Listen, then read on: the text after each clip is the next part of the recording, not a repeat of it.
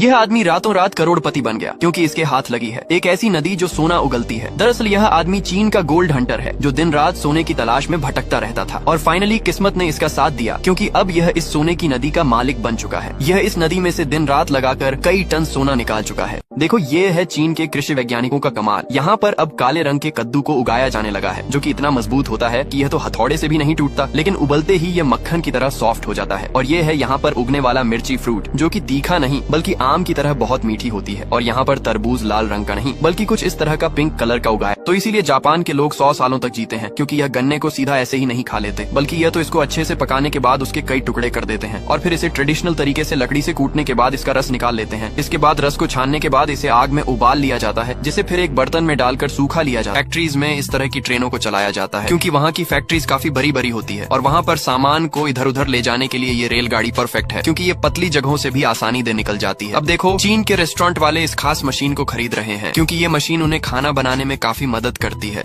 देखो ये है चीन के इंजीनियर द्वारा बनाई गई एक ऐसी मशीन जिसमें इन काफी बड़ी बड़ी तारों को डालकर उन्हें काट कर उसमें से कॉपर को निकाल लिया जाता है और यहाँ पर नालियां बनाने के लिए इस मशीन को काम पर लिया जाता है जो एक ही बारी में पूरी सड़क पर नाली के लिए सीमेंट को बिछाती जाती है। और अगर बात की जाए यहाँ के प्लम्बर्स की तो वह कुछ इस तरह से इन बिल्डिंग में काफी सिस्टमैटिक तरीके से हर घर के लिए पाइप को बिछा देते हैं जो देखने में बहुत खूबसूरत दिखाई देता है। देखो जिस शहद को आप लोग अपने घरों में खाते हैं वो वैसे नहीं बनता जैसा आपको लगता है क्योंकि कई लोगों को लगता है इन शहद को किसी बड़े पहाड़ के ऊपर बने मधुमक्खी के छत्ते से निकाला जाता है, लेकिन असल में भारत के 90% शहद को इस तरह शहद की खेती करके बनाया जाता है जिसमें ऐसे कई डब्बे के अंदर इस तरह के ब्लॉक्स में मधुमक्खियां अपना शहद बनाती है और इन मधुमक्खियों को ये लोग खरीद कर इनमें डालते हैं। देखो चीन में आज भी कागज बनाने के लिए कुछ इस तरह के ट्रेडिशनल तरीके का सहारा लिया जाता है जिसके लिए यह बांस की लकड़ी को काफी बारीक पीस कर कुछ इस तरह का एक घोल तैयार कर देते हैं। इसके बाद उसकी एक काफी पतली लेयर को इस शीट के ऊपर हर एक कोने से बराबर मात्रा में ले लिया जाता है। इसके बाद इसे सुखाकर ये है सऊदी अरब के लोगों का सबसे बड़ा सर दर्द। यहाँ पर थोड़ी सी भी जमीन खोदते ही कच्चा तेल निकलने लगता है। जहाँ हमारे घर पर जमीन खोदने पर अगर क्रूड ऑयल बाहर निकलने लगे तो हम रातों रात करोड़पति बन जाएंगे, लेकिन ऐसे में सऊदी अरब के लोग काफी दुखी हो जाते हैं। दरअसल यहाँ की जमीन के नीचे इतना ज्यादा कच्चा तेल है कि लोग खेती करने या घर बनाने के लिए जैसे ही जमीन खोदते हैं तो वहाँ से तेल के फव्वारे निकलने लगते हैं और उनके सपने धरे के धरे रह जाते हैं और उस जमीन को भी सरकार हत्या लेती है।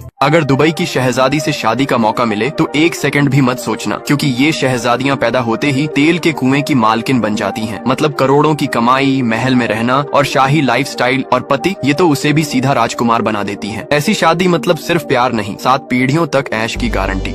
ये साइंटिस्ट तो अब हम सबका भविष्य ही बदल देने वाले हैं क्योंकि अब आपको मिलेगी एक ऐसी AI रोबोटिक गर्लफ्रेंड जो आपको हर तरह का सुख तो देगी ही, लेकिन आपको इसके नखरे नहीं उठाने पड़ेंगे। और तो और ये आपके घर के सारे काम करने के साथ साथ आपके बच्चे को जन्म भी देगी और उसकी अच्छे से देखभाल भी करेगी। आपका क्या कहना है इस बारे में हमें कमेंट में जरूर देखो जब कोई इस हेयर आर्टिस्ट के पास जाता है तो वह उनके बालों पर कमाल की आकृतियाँ बना देती है। कभी किसी के बालों पर वह एक इमारत बना देती है तो कभी एयरप्लेन। कुछ लोग अपने बालों पर फलों की टोकरी बनवाते हैं। सबसे हैरानी की बात तो यह है कि वह बालों से एक बड़ी मछली तक बना देती है। वाकई उसकी कला